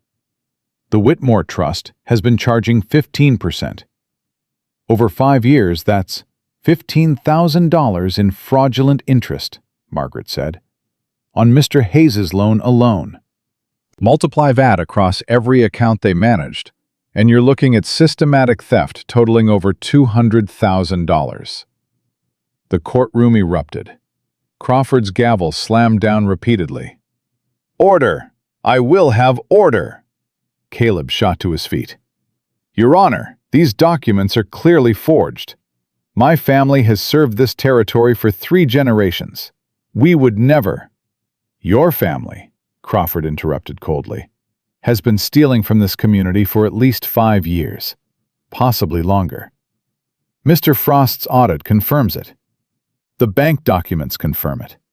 And your behavior over the past 2 weeks, threatening witnesses, attempting illegal seizure, burning down buildings, confirms your guilt more clearly than any ledger ever could. You can't prove I burned. I can prove you've been systematically defrauding borrowers. I can prove you've manipulated loan terms. I can prove you attempted to foreclose on property using falsified debt calculations." Crawford's voice was ice. As of this moment, all Whitmore Trust loans are voided, pending recalculation of actual amounts owed. All foreclosure proceedings are permanently stayed, and criminal charges are being filed against you personally for fraud, intimidation, and arson conspiracy. Caleb's face went purple. "You don't have the authority." "I have every authority, and I'm using it." Crawford turned to Morrison. "Arrest him." Morrison moved forward. Caleb's hired gun drew. Colton moved without thinking, shoving Margaret behind him. Morrison's shot rang out first. The hired gun went down, clutching his shoulder. Chaos erupted. People screaming, ducking, scrambling for cover. When the smoke cleared, Caleb was on the floor, Morrison's knee in his back, being cuffed. "You're finished," Caleb screamed, his composure finally shattered completely. "All of you. I'll destroy this whole town. You'll shut up," Crawford said, "or I'll add terroristic threatening to your charges. Take him away, deputy." Morrison hauled Caleb to his feet, marched him out through the stunned crowd. Margaret stood frozen, Colton's arm still around her shoulders. "Is it over?" she whispered. "Yeah," Crawford said, having heard her. "It's over. The Whitmore Trust's assets are seized. Every loan they held will be reviewed and recalculated. Anyone who is overcharged will receive restitution." He looked at Margaret directly. "Including you and your husband, Mrs. Hayes." The words took a moment to register. "Restitution," Colton said. "Based on Mr. Frost's calculations, the Whitmore Trust owes Broken Spur Ranch approximately $12,000 in fraudulent interest charges. That money will be returned to you once the estate is liquidated." Margaret's legs went weak. Colton held her upright. 12,000, she repeated numbly. "Plus the cancellation of the remaining legitimate debt, which is substantially less than you've been told you owe." Crawford's expression softened fractionally. "You're free and clear, Mrs. Hayes. The ranch is yours, outright." The courtroom erupted again, this time in cheers. Margaret couldn't speak, couldn't think, could barely breathe. Colton turned her to face him. "We're free, Margaret, we're free. The ranch is ours." "I know, I can't," her voice broke. "We won." "You won. You fought him. You never gave up. You—" She kissed him right there in the crowded courtroom, not caring who saw, not caring about propriety or proper behavior. When they finally separated, half the town was grinning. "About time," Mrs. Chen said loudly. "Been watching you two dance around each other for months." Laughter rippled through the crowd. Margaret felt her face heat, but she couldn't stop smiling. Outside, people swarmed them. Congratulations, handshakes, apologies from those who doubted. "Mrs. Hayes," Tom Garrett said, looking sheepish, "I owe you an apology. When Caleb pressured me to stop doing business with you, I should have—" "You did what you thought you had to do," Margaret said. "I understand. Still, it wasn't right, and I want to make it up to you. Whatever lumber you need to rebuild that barn, it's on me. No charge." Others offered similar help. Feed, labor, supplies. By noon, they had commitments for enough materials and manpower to rebuild twice over. "Why are they doing this?" Margaret asked Colton quietly as they rode home. "Because you stood up to someone everyone else was afraid of. Because you won." He paused. "Because you showed them it was possible." The ruins of the barn still smoldered when they arrived home, but within an hour, wagons began showing up. Men with tools, women with food, even children helping clear debris. By evening, the old barn was cleared away completely. "We start fresh tomorrow," Jim Peterson said, wiping his brow. "New barn. Better than before." Margaret watched them work, overwhelmed by the support. Colton found her standing alone near the house. "You all right?" "I spent so many years being dismissed by this town, being told I was too old, too unmarried, too opinionated, too everything except what they wanted." She turned to him. "And now they're here, helping, supporting. I don't know how to feel about it." "Feel however you feel. You earned this. Earned their respect through what you did, not by becoming what they wanted." "Did I, though? Or am I just temporarily useful?" Colton took her hand. "Margaret, look at me. You proved you were stronger than the most powerful man in this territory. You saved not just our ranch, but probably a dozen others from his fraud. You stood up when everyone else was too scared. That's not temporary usefulness. That's permanent respect." Margaret wanted to believe him, but old wounds ran deep. That night, after everyone left, they sat together on the porch in the darkness. "What happens now?" Margaret asked. "Now we rebuild. Better than before. We've got capital from the restitution. We've got community support. We've got—" He paused. "We've got each other. Actually choosing each other this time, not being forced." "Is that what you want? To choose this? To choose me?" Colton turned to face her fully. "Margaret, I chose you weeks ago. Maybe months. I just didn't have the courage to say it out loud." "Why not?" "Because I didn't think I deserved you. Didn't think someone like me, stubborn, failing, barely keeping his head above water, deserved someone like you. Smart, capable, brave enough to fight for both of us." Margaret's throat tightened. "You thought you didn't deserve me?" "Still think it sometimes." He smiled slightly. "But I'm learning to ignore that voice. Because you chose me too. Chose to fight for this ranch, this life, this partnership." "This marriage," Margaret said quietly.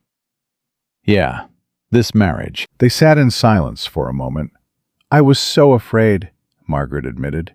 "When my aunt forced this arrangement, I thought I was being disposed of, sent away because I'd failed to be what everyone wanted. And I was angry, furious that my life was being decided by other people's judgment of my worth." "What changed?" "You did. This place did. I came here expecting to just survive, to exchange one form of being dismissed for another. But you never dismissed me. You argued, sure. You were stubborn and prideful and infuriating. But you listened. You changed. You let me be strong without punishing me for it. You are strong. So are you. You just needed to stop measuring your strength by your father's standard and start measuring it by your own." Colton was quiet, processing that. "My father built this ranch through force of will," he said finally. "Just powered through everything. Never asked for help. Never showed weakness. And I thought that's what it meant to be a man. To be worthy of this land. And now? Now I think asking for help takes more courage than suffering alone. I think admitting you can't do everything yourself is stronger than pretending you can. I think—" He looked at her. "I think real strength is knowing when to trust someone else with your vulnerability." Margaret's eyes filled. "When did you get so wise?" "I had a good teacher." They kissed again, slower this time, full of promise instead of desperation. When they separated, Margaret said, So what do we do with $12,000 and a fresh start? We build, Colton said simply. Not just a barn, everything. We hire the people this town overlooks, the widows, the old maids, the ones everyone else thinks aren't valuable. We create something different, Margaret added, catching his vision. A place where worth isn't measured by age or marital status, or whether you fit their narrow definitions. Exactly. They planned late into the night. A ranch that paid fair wages, that valued knowledge as much as physical labor, that proved profit and principle could coexist. The barn raising began the next morning. By the end of the week, it stood taller and stronger than the old one ever had.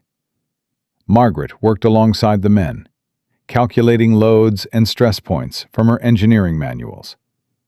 No one questioned her presence. No one suggested she should be inside cooking instead.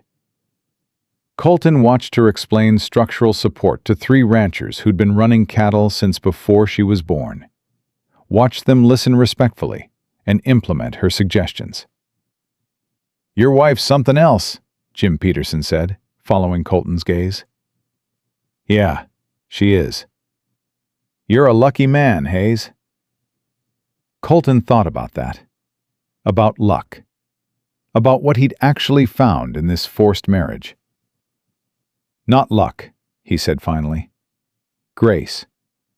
I didn't deserve her, but I'm grateful every day that I got her anyway." 1 month later, at the Silver Ridge Harvest Festival, Margaret and Colton stood together at the Broken Spur booth.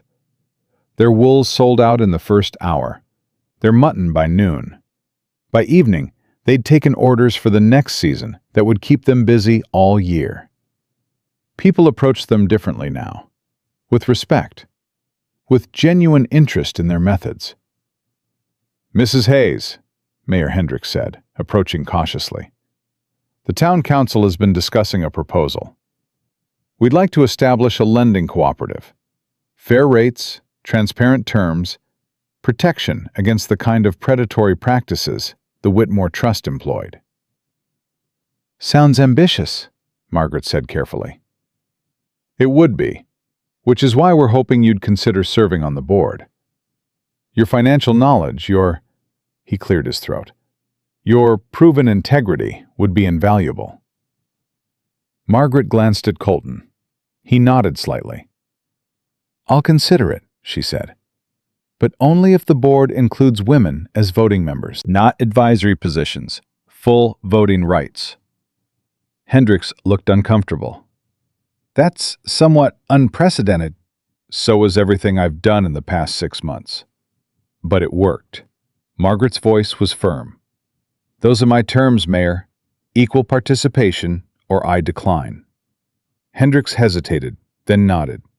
"I'll present it to the council." After he left, Colton grinned. "You just demanded voting rights from the town council." Someone had to start somewhere. "Think they'll actually agree?" "I think they're more afraid of another Caleb Whitmore situation than they are of women having opinions." She smiled. "Either way, I made my position clear." As the sun set, music started. Dancing began. Colton offered his hand. "May I?" "You know I can't dance well." "Neither can I, but everyone's watching, and I want them to see something." "What?" "That you're mine, that I chose you, that I'm proud to stand beside you." He pulled her close. "That the town's old maid is the best thing that ever happened to Silver Ridge's most stubborn rancher." They danced despite their lack of skill, despite people watching, despite everything that said they shouldn't fit together. "People are staring," Margaret murmured. "Let them. I don't care what they think anymore." "Liar. You care a little." "All right, I care a little, but not enough to stop doing this." He spun her, laughing when she stumbled. As they turned, Margaret caught sight of Mrs. Chen and Mrs. Brennan watching them. Mrs. Brennan leaned close to Mrs. Chen and said something. Both women smiled. Not pitying smiles, not mocking, just genuine pleasure at seeing 2 people happy. "They're smiling," Margaret said, surprised. "Of course they are. You gave them something to believe in. A love story that didn't start with romance, that started with respect, with partnership, with two people choosing each other despite everything saying they shouldn't work. Is that what we are? A love story? Colton stopped dancing, looked at her directly. What do you think? Margaret thought about the past months, about fighting beside him, building beside him, choosing him again and again, even when it would have been easier to quit. I think, she said slowly, that I married you as obligation, lived with you as partners, and somewhere along the way, fell in love with you as a choice. Colton's breath caught. Say that again. I love you, not because I have to, because I want to. I love you too, Colton said, his voice rough with emotion. I love your strength, your stubbornness, your refusal to be anything less than exactly who you are. I love that you saved me when I was too proud to save myself. I love, she kissed him, stopping the words. The crowd cheered. When they separated, both laughing, Colton said, They're never going to let us live this down. Good, let them talk about the old maid and the stubborn rancher who proved everyone wrong. They danced until the music stopped, until the stars came out, until it was time to go home to the ranch they'd saved together. On the ride back, Margaret said, Do you ever regret it? The arrangement? Being forced to marry me? Colton was quiet for a moment. No, not even for a second. Because if your aunt hadn't forced this, I never would have been smart enough to choose you myself. My pride would have kept me alone, kept me failing, kept me from finding the one person who could actually stand beside me as an equal. I was so angry at first, so convinced this was punishment for not being what the town wanted me to be. And now? Now I think maybe it was the universe giving me what I've been too afraid to ask for. A partner who wouldn't try to make me smaller. A life where my strength was valued, not punished. A chance to prove my worth on my own terms. They rode the rest of the way in comfortable silence. At Broken Spur, the new barn stood solid against the night sky. The house they'd fought for glowed with lamplight. The land they'd saved together stretched out in every direction. Inside, Colton built up the fire while Margaret made coffee. They sat together at the table where they'd once been strangers, where they'd slowly become partners, where they'd finally become something neither had expected, but both had needed. What do we do now? Margaret asked, echoing the question she'd asked weeks before. But this time, Colton's answer was different. Now, he said, taking her hand. Now we live. We build. We prove every single day that worth isn't defined by age or status or other people's judgments. We show this town what real partnership looks like, what real love looks like, not the fairy tale kind. The kind built on respect and trust and choosing each other every single day. Every single day, Margaret repeated. That's a long commitment. Good thing I'm planning on a long life, then. She smiled, leaned against his shoulder. Me too. Outside, wind whispered across the Colorado plains, carrying stories of the ranch that had been saved, the woman who'd been underestimated, and the man who'd learned that sometimes the greatest strength was admitting you needed someone else. Inside, two people who'd been forced together by circumstance chose each other freely, completely, without reservation. Margaret Hayes had been called an old maid, past her prime, too late, unmarriageable. She'd proven every one of those judgments wrong, not by becoming younger, softer, or more acceptable, but by being exactly who she was, strong, smart, unwilling to shrink herself for anyone's comfort. And Colton Hayes, the stubborn rancher who'd been drowning in pride and debt, had learned the most important lesson of his life, that asking for help wasn't weakness, that accepting partnership wasn't surrender. That love, real love, wasn't about saving or being saved. It was about standing together, fighting together, and choosing each other every single day. They'd started as strangers, forced into marriage by debt and desperation. They'd become partners through work and trust and mutual respect. And they'd found love, not in spite of how they'd begun, but because of it. Because sometimes the best things in life aren't the ones you choose.